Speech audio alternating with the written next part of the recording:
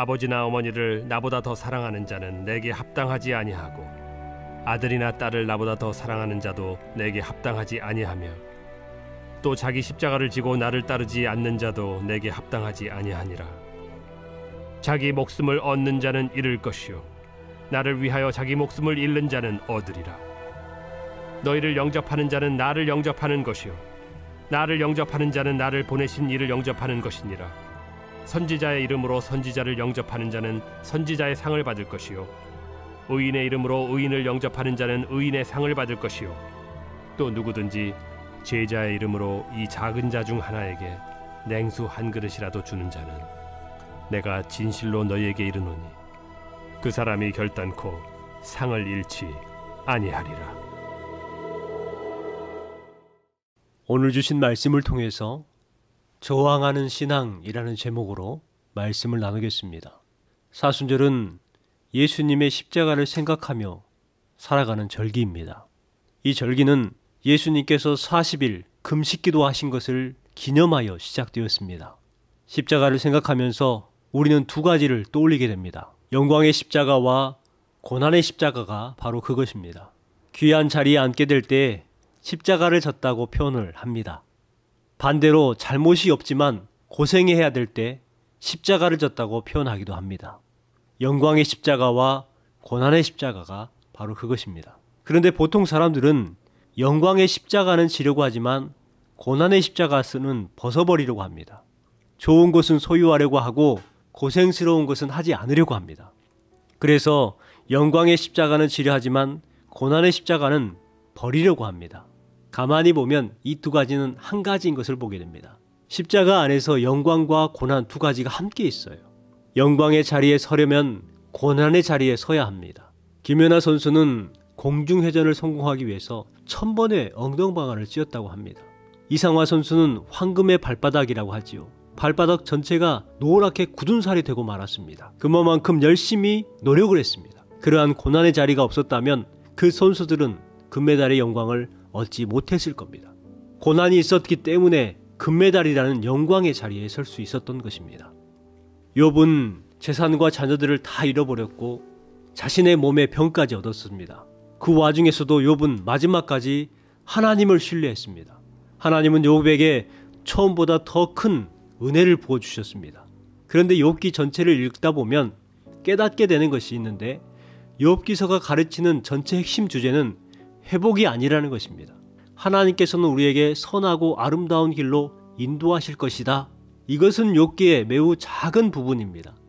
욥기의 핵심 주제는 뭐냐면 예수를 믿는 의로운 성도들도 큰 고난을 당할 수 있다는 사실입니다. 장마철에 홍수가 나서 물이 무섭게 흘러갈 때 보면 생명이 없는 물건들은 물결 따라 둥둥 떠내려갑니다. 하지만 생명을 가진 물고기, 작은 물고기라 할지라도 그 물살을 거슬러 올라갑니다. 생명력이 있기 때문에 움직이는 것이죠. 우리 그리스도인들은 세상 풍조에 따라 살아가지 않습니다. 비록 세상 가운데 고난을 당하고 고통을 당하더라도 욕과 같이 큰 환난과 어려움을 당하더라도 세상의 풍조에 휩쓸려 가지 않습니다. 세상 사람들처럼 원망하고 불평하는 삶을 살지 않습니다. 오히려 하나님을 바라보고 하나님께 영광을 올리는 삶을 살아가지요. 과거에 우리는 세상의 풍조를 쫓고 공중 권세 잡은 자를 따라 살았습니다. 그러나 이제는 아닙니다. 하나님께서 허물과 죄로 죽었던 우리를 살려주셨기 때문입니다. 이제는 싸울 수 있고 저항할 수 있습니다. 이것이 바로 저항하는 신앙입니다. 기독교를 프로테스탄트라고 합니다. 프로테스탄트라는 말은 저항하다라는 뜻입니다. 중세시대에 타락한 카톨릭 교회에 면죄부까지 판매하는 것을 보고 마틴 루터가 95개조 항의문을 붙이죠. 그래서 그때부터 개신교를 프로테스탄트, 저항하다, 저항하는 사람들로 불리게 되었습니다. 오늘날의 교회도 살아있는 교회, 끊임없이 도전하는 교회라야 병들지 않고 계속해서 성장합니다. 여러분, 우리 신체 중에 암이 발생되지 않는 한 기관이 있습니다. 어디일까요? 심장입니다. 심장암이라는 말을 들어본 적이 없는 것 같습니다. 왜 심장암이 없을까요? 심장은 단 1초도 쉬지 않고 끊임없이 움직이기 때문입니다.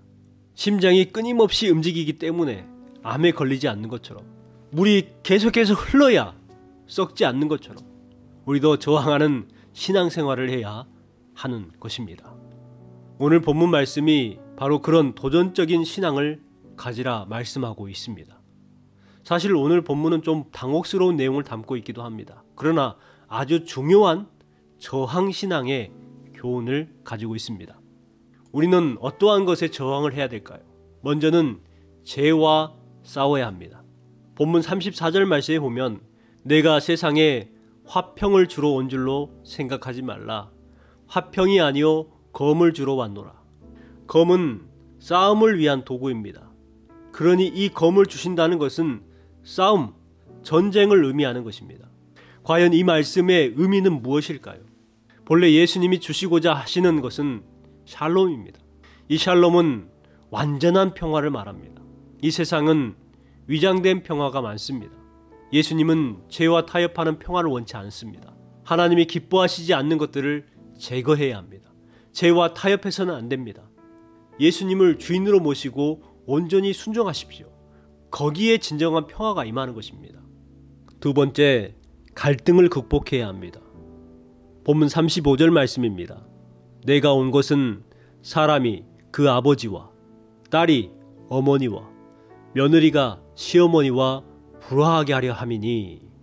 신앙으로 인한 갈등 때문에 부자지간에 모녀지간에 고부간의 갈등이 일어날 수 있습니다. 왜 복음이 들어가면 이렇게 가정에 불화가 일어나는 것일까요? 이유가 있습니다. 왜냐하면 그동안 그 가정 안에 사단이 지배하고 있었기 때문입니다. 사단의 영역이었습니다. 그런데 복음이 들어갔어요. 하나님의 나라가 임하는 것입니다. 이때 갈등이 일어날 수밖에 없는 것입니다.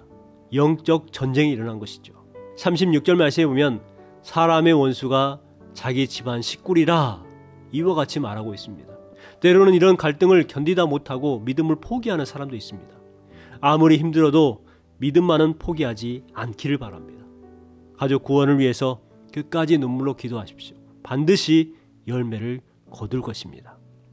마지막 세 번째는 십자가를 지는 결단이 있어야 합니다. 38절 말씀에 또 자기 십자가를 지고 나를 따르지 않는 자도 내게 합당하지 아니하니라. 당시에 십자가형을 받는 사람들은 자기가 못 박힐 십자가를 지고 형장으로 갔습니다. 예수님 역시 자신이 못 박힐 십자가를 친히 어깨에 메고 골고다로 가셨습니다. 주님을 따르는 제자들 역시 주님처럼 자기 십자가를 지고 따르라고 했습니다. 여러분, 십자가를 지고 주님을 따르고 있습니까? 제가 십자가의 정의를 다시 한번 말씀드리겠습니다. 십자가란 나는 원하지 않지만 주님이 원하시는 것, 그것이 바로 십자가입니다. 나는 원하지 않지만 하나님이 원하시는 것입니다. 우리는 둘 중 하나를 선택하며 삽니다. 십자가를 지든지 아니면 죄를 짓든지. 하나님의 뜻에 순종하는 것은 십자가를 지는 것이요, 불순종하는 것은 죄를 짓는 것입니다. 오늘 주신 말씀 39절 말씀에 보면 자기 목숨을 얻는 자는 잃을 것이요 나를 위하여 자기 목숨을 잃는 자는 얻으리라. 주님을 위해 죽고자 하면 영원히 살고 자기를 위해 살고자 하면 영원히 죽는다 하는 말입니다.